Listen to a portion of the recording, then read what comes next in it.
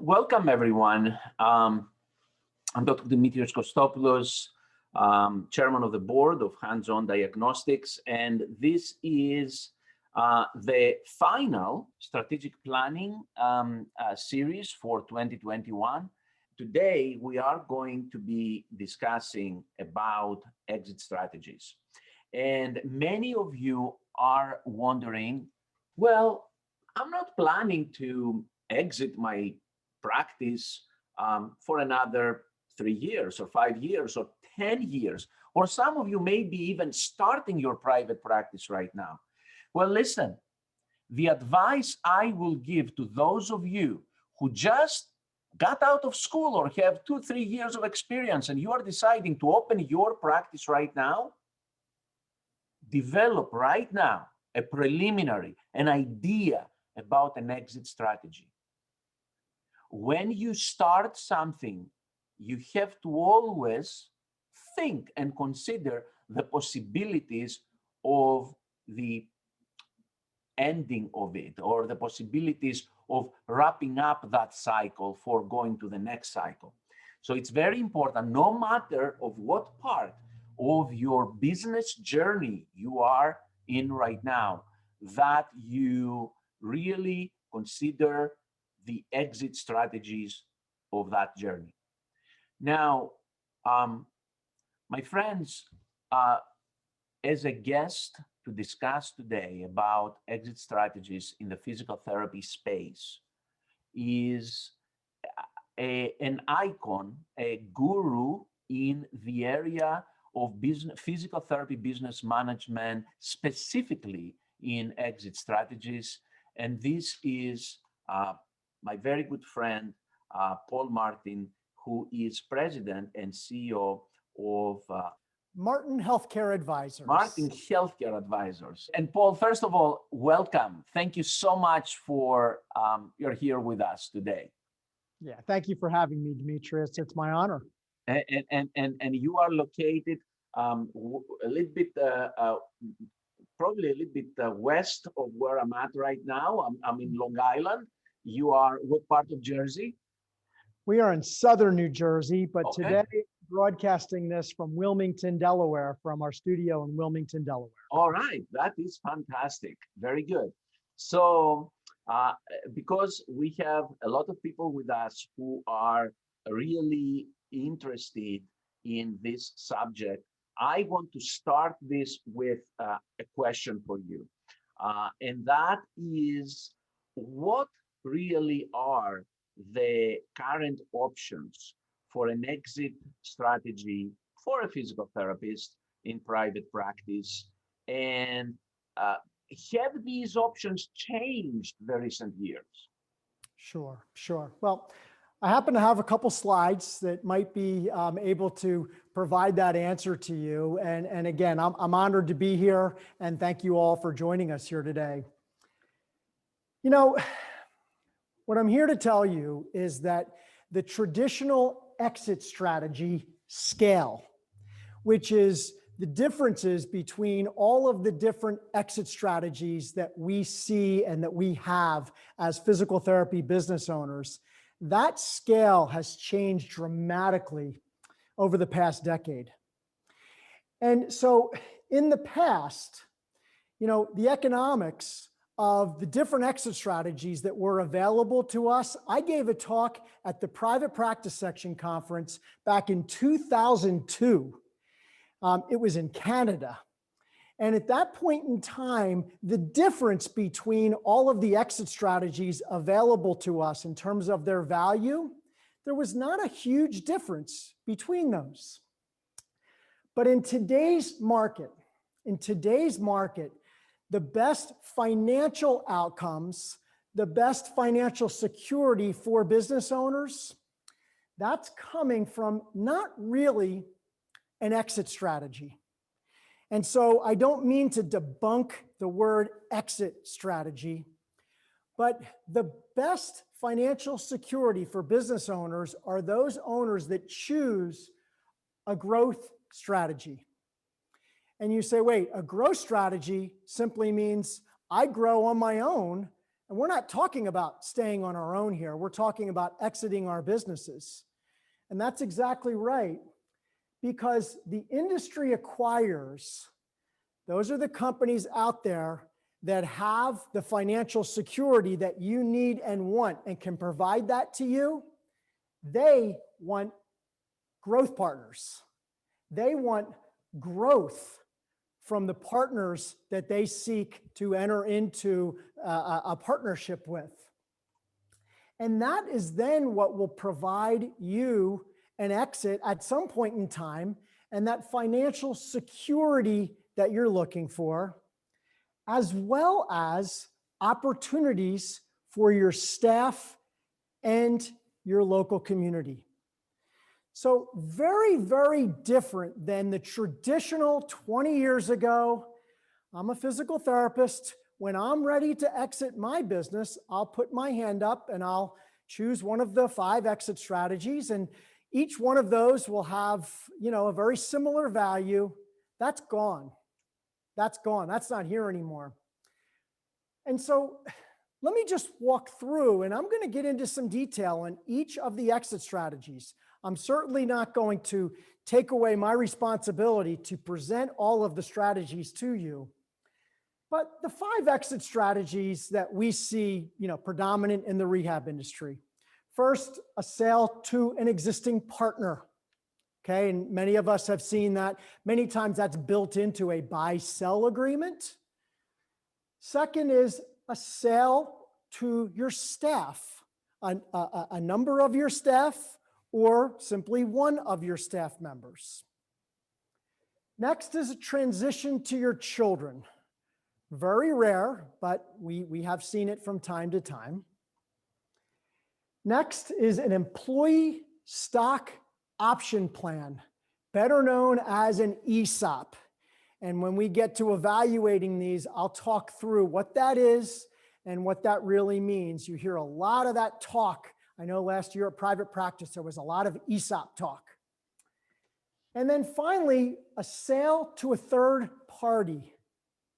And again, I want to change the verbiage on a sale or an exit to a third party to a partnership with a strategic acquirer, because those are the businesses and the business owners that are getting the best deals out there today, is when you see it as a strategic partnership. So Paul, this is all great, and I really get the point where you are discussing about the growth strategy concept. Okay, moving away from the idea of just selling to the idea of creating this growth strategy with somebody. But what specifically has changed at this point? Yeah, I got to give you a little history to tell you what has changed, okay? And the history on that goes all the way back to 2012. In 2012, a private equity group called Shore Capital did an acquisition of 2 companies in the Michigan market. Those 2 companies happened to be owned by 2 brothers, of which they would even admit today, back in 2012, they didn't get along very well. They didn't play in the same sandbox, okay? And what happened is Shore Capital consolidated those 2 companies. They improved the performance of the combined companies. They did a few add-on acquisitions of those companies. And then, believe it or not, 13 months later, after doing that transaction, they sold that business to ATI. And literally, they doubled the cash flow of the company. And we all know these businesses are bought based on a multiple of the cash flow, the EBITDA. And they doubled the multiple. The result was enormous returns for their investors. And so in a copycat industry, which is exactly what the private equity industry is, it's a copycat industry. What we saw then is from 2012, year over year over year, the number of transactions to a high of 63 in 2018, coming trailing back off in 19 and 20. But I can tell you the dollar value of 19 and 20 far exceeds 2018. The reason all of that is occurring is because of private equity. We only have 2 publicly traded companies in the entire rehab industry, Select Medical, USPT. Everything else is coming from the private equity companies. And in fact, most recently, these companies are continuing to want to drive this industry and get involved in this industry because of the returns. 2019, a company called Partners Group recapitalized Confluent Health. Many of you out there know Confluent Health, Evidence in Motion. I mean, talk about a company that is clinically based, and they've been acquiring very aggressively. Shore Capital, they're back in it again. They did an announcement of an acquisition of a company called Golden Bear in Northern California. And then even in 2020, through COVID, an investment was made in a company called Doctors of Physical Therapy, a Midwest company, by 2 private equity groups, SV Health Investors and a private equity group called Petra Capital Partners. And then finally, again, recycling, Griffin Investors closed on its acquisition of PRN, Physical Rehabilitation Network. They bought that from another private equity group called Silver Oak Services Partners. So again, all of this is triggered by the thirst, the desire for private equity and their success to get into this industry and put a lot of dollars into this industry. And it's pretty amazing to see that even during this interesting time that we just passed, 2020, with COVID and everything, that still the numbers that you showed us are still up there in terms of acquisitions from equity groups. So now, this involvement of equity groups so aggressively within the physical therapy industry, what has this meant for physical therapy private practices? Yeah, if I'm sitting out there today watching, I'm saying, okay, that's a lot of great history. It's very impressive. You know all about these private equity groups, but what does this really mean to me as a private practice business owner? Well, the reason that this has continued on for so long are because of the dynamics in the industry dynamics.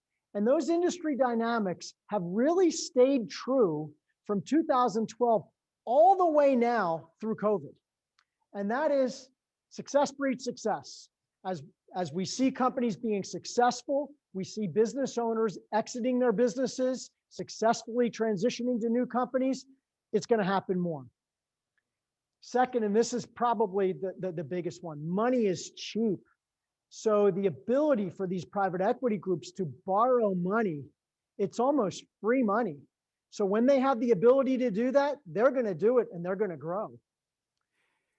We have a very fragmented industry. And even with all of the acquisitions that have occurred year over year, this business, this industry, still the 5 largest companies only represent 25% of all of the clinics in America. Next, the PT. Now, this is going to surprise all of you, but physical therapists, supply and demand has strengthened. So the supply curve is going at a more rapid rate than the demand curve for physical therapists. That's promising not only to these big companies, but also to small private practices. Our aging population, here I am, our aging population continues to grow and remain active. They're getting more and more active. They're getting more and more injured. We have such a need for this industry, and it shows over and over again. And then finally, the performance of the industries, the only companies that you can really keep your eye on their performance, USPT really is the only one. Select Medical, it's buried within their other companies. USPT hit a record high 2.5 weeks ago, over $140 a share. Today, they're at $133 a share. Really promising because these private equity groups, they are all seeing at some point in time in the future, and I think it's coming soon, an IPO. So the big companies are going to start consolidating with the other big companies, and those companies are going to be 1,000 clinics plus. They're going to IPO, and they're going to, create the next third and fourth publicly traded company. Your question, though, was, what does this mean for the private business owner? All these dynamics, the result of that, higher purchase price multiples and superior transaction structures. And that's the biggest change that we have seen. In fact, when we go back to January and February of 2020, we saw during those 2 months the highest purchase price multiples and some of the best transaction structures for sellers that we have seen in the history of this industry. Not even close. Then all of a sudden, you go March through August of 2020, the big companies had to focus inward. They were focusing on their cash flow, on their credit facility. They're focusing on safety protocols, all the things that we're doing. But here's one of the things that you mentioned initially, Demetrius, which is through all of this, this interest remains from acquirers. And what we saw was we had 8 companies under LOIs going into COVID. Those companies stayed very close to their potential partner through COVID, helping them with ideas and strategies. Coming out on the other end of this, 7 out of the 8 of those are still today. Three still need to close. 5 have already closed. 4 have already closed. So they really did a good job at maintaining that bond, as opposed to, we're out, we're not acquiring anymore. Do your own thing. They stayed very close to their potential partners. And now what we're seeing, kind of starting in September to the present, is the acquirers are seeking companies who have solid performance. And not every company out there has solid performance. And there's a lot of, I hate to call private practices this, but for the acquirers, there's a lot of inventory out there, meaning there's a lot of business owners that are saying, I've had it. I don't want to go through anything even close to this again by myself. I need a partner. And so when you have that dynamic, it's a more competitive process for sellers now to find the best companies, because these companies are looking at many other deals as well. And so what we're seeing is that as this continues, transaction multiples and structures are starting to rebound back to that January, February 2020. They're not there yet, but they're getting back there slowly but surely. It seems to me, though, that out of all of these strategies, that the 5 different ones you talked about, you are saying that, let's say, selling or partnering with one of these businesses, partnering with one of these larger companies is the best current exit strategy. Is this what you're saying? In today's market, that's exactly what I'm saying. It's exactly what I'm saying. And what we've done and what we've put together is a matrix. And we go through with different companies with their information, their specific information. We go through each of the exit strategies, okay, transition strategies. And we look specifically at their financial performance, operations performance, and what it would mean to them. So when I go through this matrix that we've put together, this is generally speaking of the largest numbers. This is not everybody. So somebody out there may say, no, I sold to my partner and it was the greatest thing ever. This is generally what we see. All right.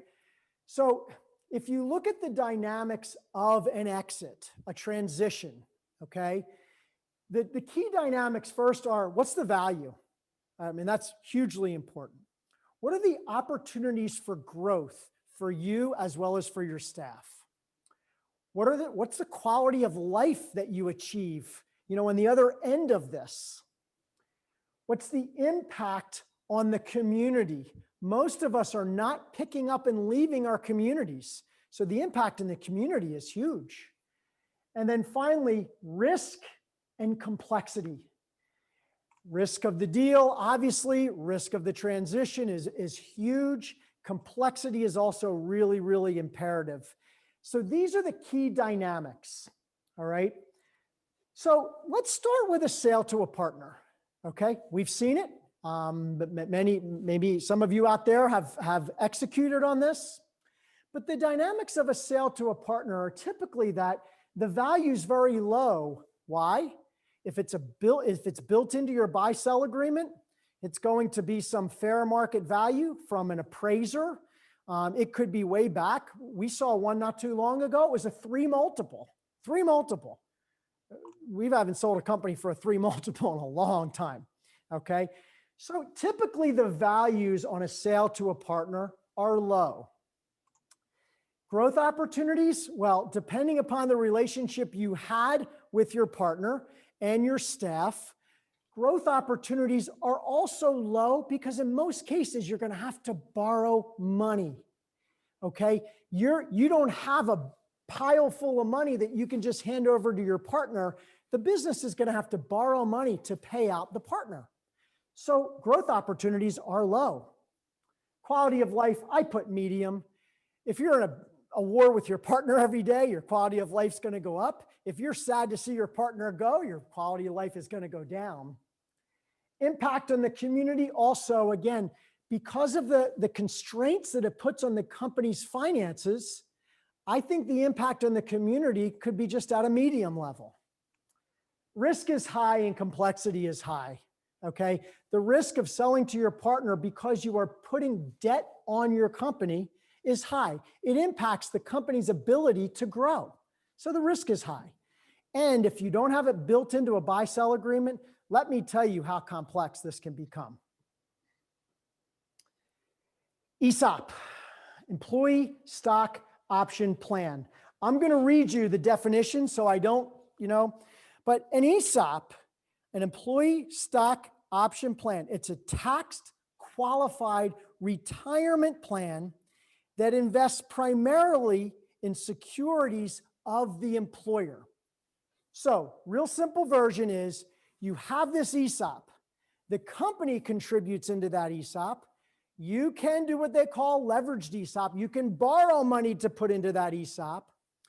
You and your employees become essentially shareholders within that ESOP. And then there are big time tax breaks when you take the money out of that ESOP and you put it into another retirement plan. Okay? The value on that is low. Again, you're going to go to a fair market value. You're going to have an appraiser do that valuation, and it has to be done. Values typically are low. I'm saying low to medium, but they're typically low. Growth opportunities. Who's going to pay? If you borrow money from the company and you put it into the ESOP, if you borrow money from a lender and you put it into the ESOP, who's going to pay those monies back? It's the company, okay? So you're leveraging your company to do an ESOP. You are putting leverage on your company. Quality of life, if it's successful, it could be medium, but you're still relying on the performance of your company to provide you with your exit. Impact on community, again, really depends, but my thing is, if you can grow, you can more positively impact your community than if you're not growing. Risk is high, cost is extremely high, complexity is extremely high on an ESOP, okay? Sale to staff, this is the ultimate private practice business owner's dream, right? Someday I'm going to turn this business over to my staff. It's going to happen over a number of years. It's going to be beautiful. It's going to be it's going to be glee, right? I mean, and it does. It sounds so great, right? We have seen it done. We have seen it done, okay? But here are the realities of it. Value is going to be low. Why? Because your staff doesn't have any money. So they're going to have to borrow the money, and most of them don't have anything to borrow against. Okay, they can't borrow against your company. That's what you're selling. So the value tends to be low. Growth opportunities, low, possibly medium, but you're probably going to finance their ability to buy your company, okay, which is going to strap the company for capital, which will keep the company from growing. Quality of life, if it works out, the quality of life could be high, but let me tell you, if your company starts not performing as well, your quality of life is going to be diminished, okay? Because you're still going to have the burden of the performance of your company to pay out the large piece of your retirement. Impact on the community, again, if it works, it could be a good, solid impact. You're giving your employees a chance to be a part of your company, and I see that as a real positive. Risk and complexity, high. In order to get these kind of things done, it has to be very complex, because in 99% of the cases, your staff does not have the money to properly finance this, especially today in the current market where the multiples are so high on the third-party sales. So we're going to now go to a partnership with a strategic acquirer, okay? You know, 90% of the deals that we have worked through are partnerships. That means that I sell my company, but I still have an ownership interest going forward. Very different from the days of HealthSouth and NovaCare, where they bought you out, and then 3 weeks later, you were sitting on the corner, you're sitting uptown on the corner saying, what am I going to do now? Okay. These are partnerships. The values are high. They're higher than we've seen in the history of this industry. And as I said, they're coming back. Growth opportunities, high for you and your staff if you choose the right partner with the right culture for your business. That cultural match is huge if you want growth opportunities for you and your staff. Quality of life, medium to high. I really think it depends a lot upon what you and the acquirer goals are. And if your goals are to grow and the equity that you own in the company is going to grow, that's a really good quality of life. But you're going to continue working. You're going to continue working for a period of time. Remember, a growth strategy, not an exit strategy. And then the impact on the community, we have seen over and over again, that impact is high. Again, because you now have capital. You're putting no debt on your company. You have capital for your company. So you can pretty much do whatever you need and want as long as it makes sense and it's for the good of the company, you and your new partner. Risk is low because you get a large majority of the cash up front. And what we have seen over the since 2012, we have not seen one business owner, these are deals that we've been involved in, that has not gotten their note or has not gotten the equity out of the business that they had when they first went into the transaction. So again, success breeds success. We're seeing a lot of success on these. And then finally, complexity. Look, that's medium and that can be high. And the reason for that is right now you have at least 25 viable acquirers out there. And as I'll see on the next picture, they're all in different markets, but you have at least 25 options out there. All of them have a little bit different spin in terms of the complexity of their deals and how they work. So it's really important that you have a matrix lined up to really know and understand the full value of each of these potential transactions. And as I said, we have, there are companies that focus in the Midwest. There are companies that focus in the South. You'll note that some of these are in both because some of these are national companies. They'll acquire in any state in the United States pretty much. Companies in the Northeast, companies in the West. And I can tell you that most often when we talk to a business owner, we just had this experience 2 days ago. And I showed the map of where the acquirers were compared to where this company was. And north of them, 7 acquirers. South of them, 5 acquirers, all strategic partner companies, all companies that could potentially do a partnership with their company. And I asked them this question. I said, did you know that you had that many large strategic companies in your state, north of you and south of you? And they said, we knew one of them, maybe 2 of them. So you're not aware because they don't change. In most cases, you're not changing the name of the company.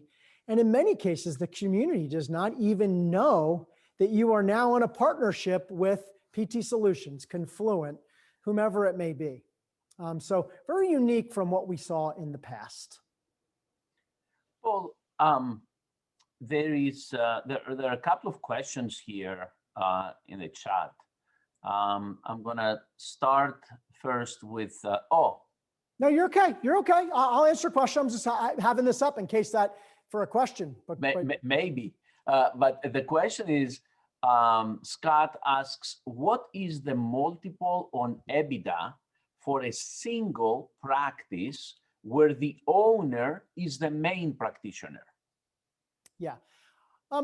Multiples, and again, the multiple is a result of the acquirer and what they want as a return for their investment.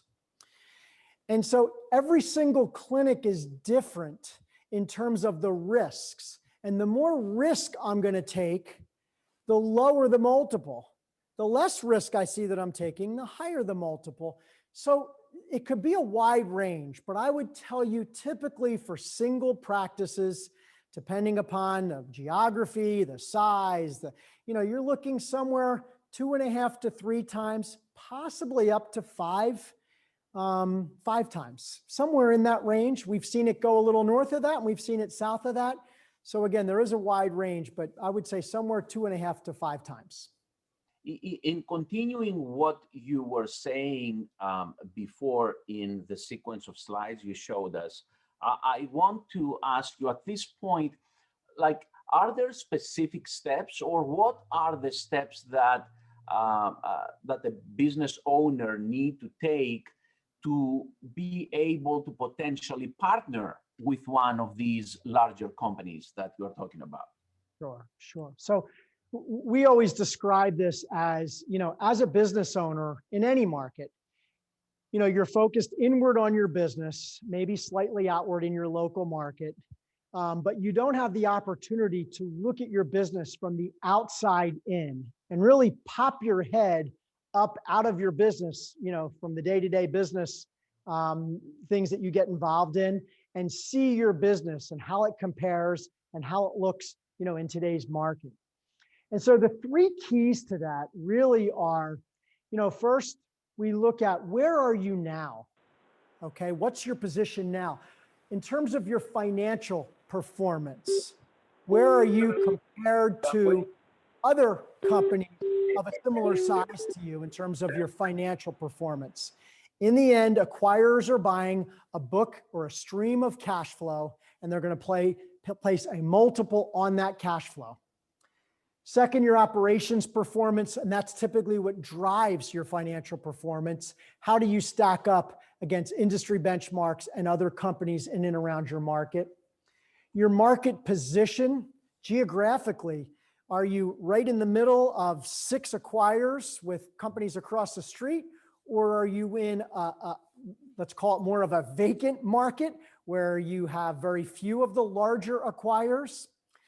As we look at companies and where they sit in markets, while we like to think, and we do say, well, whatever company it may be, one of the large companies comes in and they lose all their staff because they don't treat them right, and the patients feel like they're in a mill. And I'm going to tell you today that your most serious competitors are going to be the large companies coming into your market and being able to pay their staff more, being able to market more aggressively, and being able to open in markets that you may not be able to get to. So we look at that really carefully as where are you now, your market position. And then finally, your value. You look at your value today in today's market. Some people are surprised at how high it is. Some people are surprised at how low it is. But to really define in today's market, what would a company one of the larger companies, what would they actually put as a value on your company? That's the where are you now? And that's so important. And very few business owners have the answers to those kind of four major questions: their financial performance, operations performance, the market positioning, and their value. Once you have that laid out, you now can develop a plan, and we call this performance enhancement. And if in fact the goal is to partner with a larger company to transition your company, the idea here is we need to focus on strategies to improve your bottom line. And in many cases, there are some short-term things that you can do to significantly improve your bottom line. And the second thing is to focus on areas of your business where you can decrease risk. The way in which companies are valued is it's your EBITDA, your cash flow, earnings before interest, taxes, depreciation, amortization, and that's adjusted, okay, times a multiple. And that multiple is derived primarily based on risk. So if we can look for areas in your business where you can decrease your risk and increase your EBITDA, you're going to significantly improve your market position and how you stand out to a potential acquirer and or partnership. So the performance enhancement piece, and this can be anywhere from a month to 3 months. Not too long ago, we had a company in the Midwest. She chose to stay with this performance enhancement for 15 months. She actually increased the value of her company by 3.7 times over the course of that 15 months. Again, by focusing on strategies to drive that bottom line, decrease risk. And then the third is market entry timing. Okay, I don't want to go back to the timing is everything. But what we find is that if we can be looking at a company's performance monthly, and each month we update financial operations performance, which results in a value.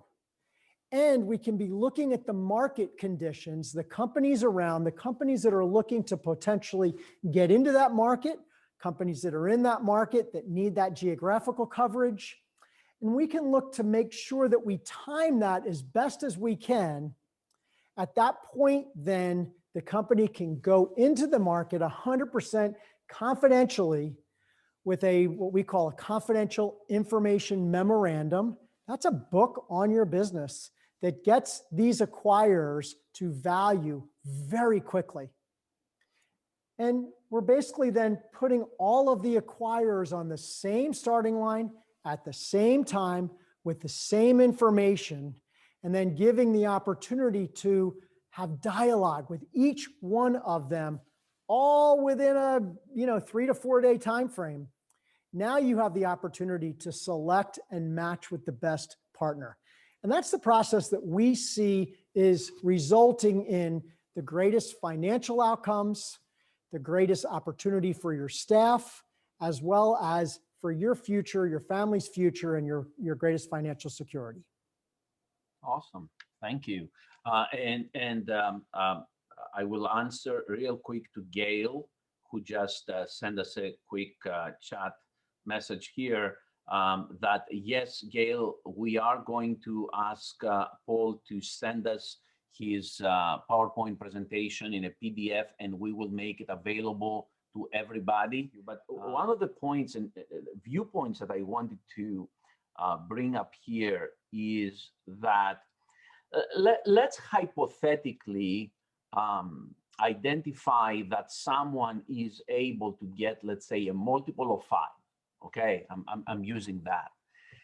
So when someone is doing activities, pursuing activities that they will end up saving money, decreasing expenses, or increasing their revenue which in my viewpoint, it's much, much, much, much easier to increase revenue than to decrease expenses.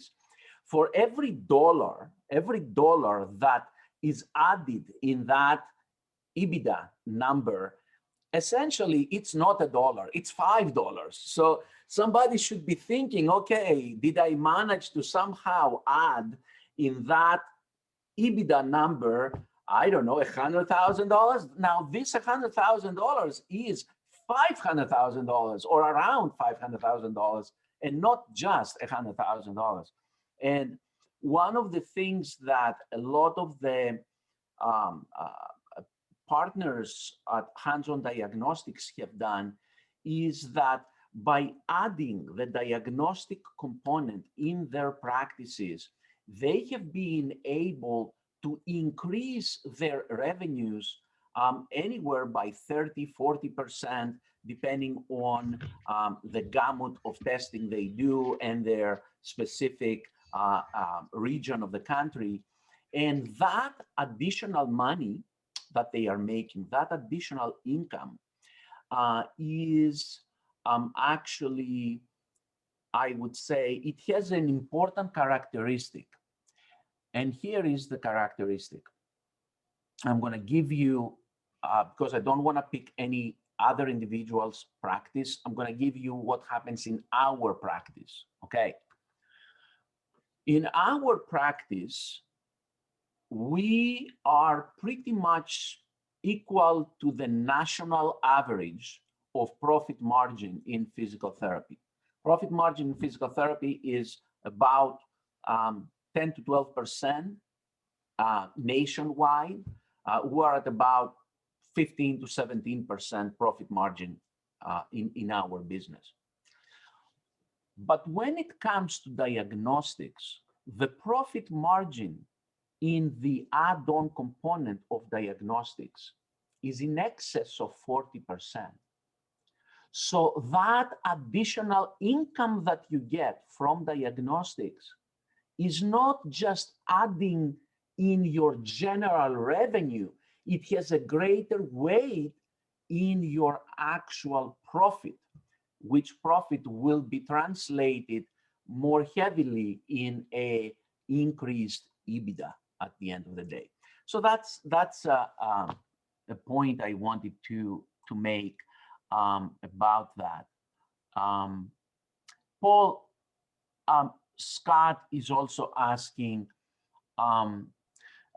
he is in New York, in Long Island, and he is asking, what is the market like to sell a HADS franchise?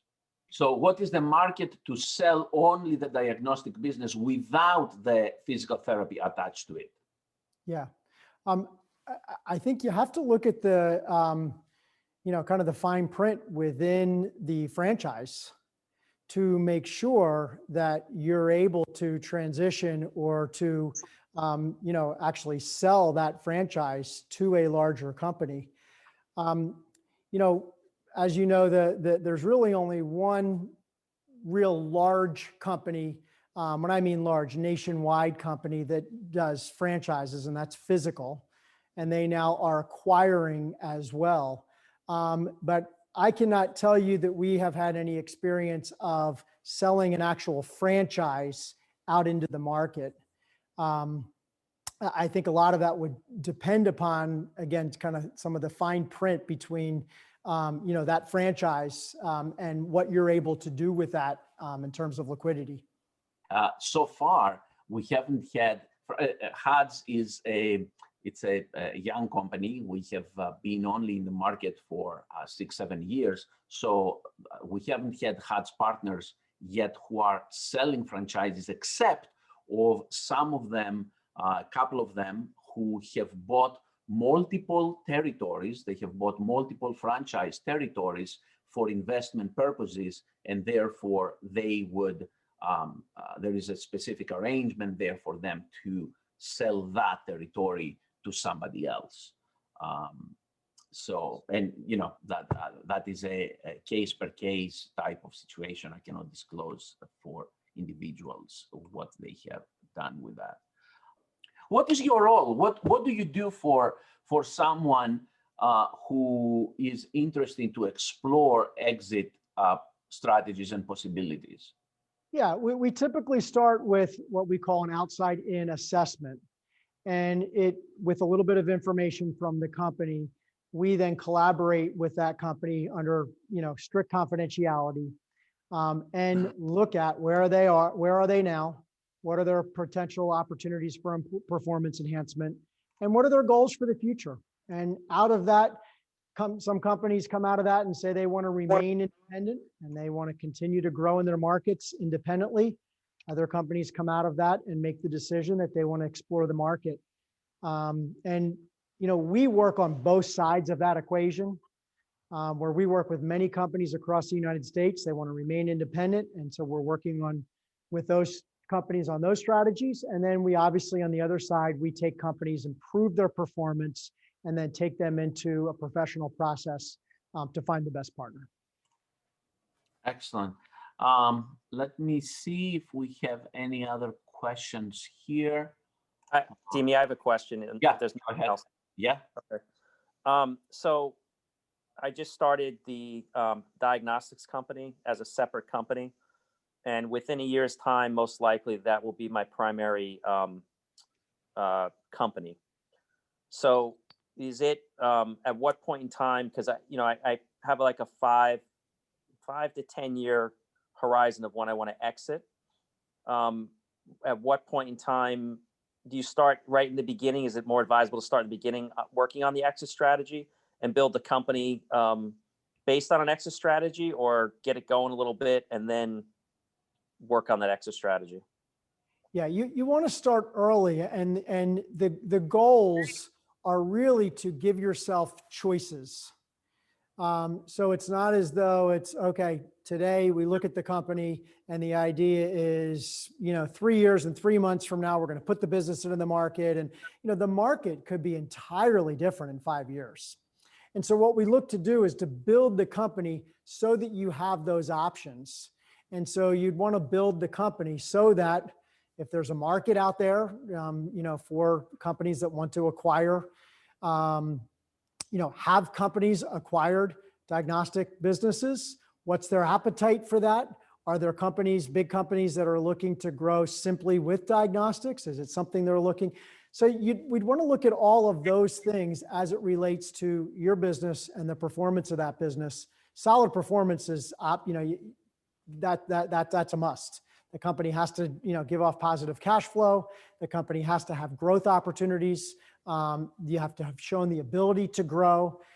So there's these traits of companies that are then provided with these options once you get that, 5 years down the road. Okay, thanks. And as I said, Scott, 10 years ago, there wasn't that big of a difference between the multiple that somebody would get from their partner or from their staff, or, versus a third party. Maybe a little richer on a third party, but not that much.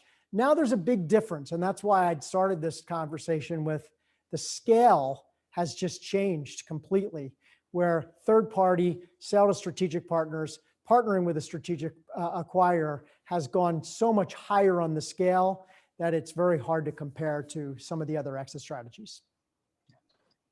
So the multiples you're seeing on multiple physical, not a private practice like mine where it's just me, but like on someone that has, let's say, 4 or 5, practices that are pretty much running independent, not dependent on the business owner. What type of multiples are they getting on that? 5, 6, higher? We're seeing 5 to 8, depending upon the financial performance, depending upon the market.